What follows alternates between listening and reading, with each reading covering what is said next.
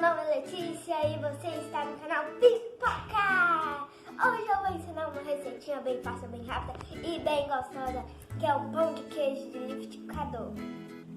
É o pão de queijo mais fácil do mundo, então bora fazer! Você vai precisar de meia xícara de óleo, uma xícara de leite, 3 ovos, uma xícara de mussarela, 2 xícaras de polvilho azedo ou doce, forminha. Se você não tiver forminha, pode usar forma comum de fazer bolo, que vai virar um bolo pão de queijo. Você deve preparar suas forminhas com óleo ou com manteiga. Então vamos para o preparo. Vamos pôr o óleo. Ovos,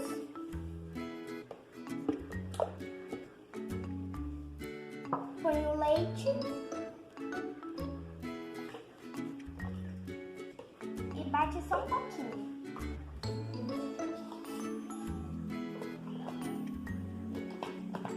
Sente o polvilho devagar.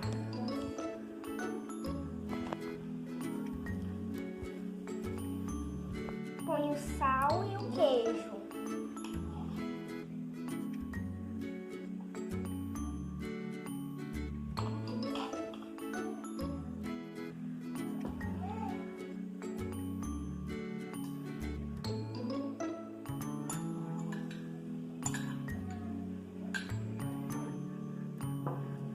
Agora mexe um pouco.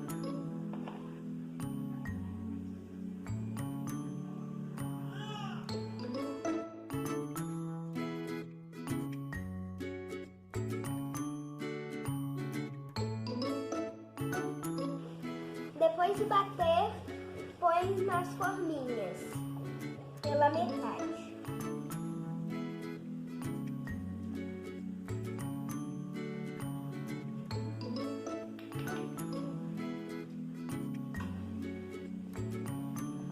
Minha dica especial é: você pode rechear do que você quiser. Eu escolhi presunto e mussarela. Coloque só um pouquinho no meio.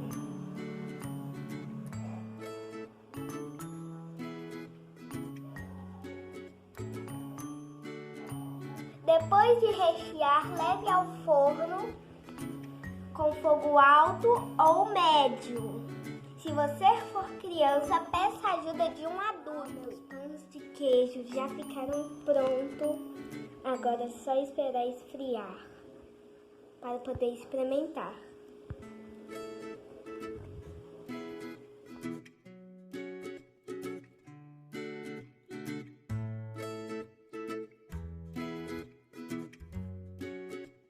Eles não agarram na forminha, olha só.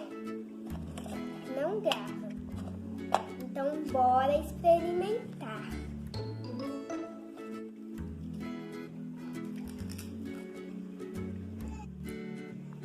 Como é que ele fica crocante?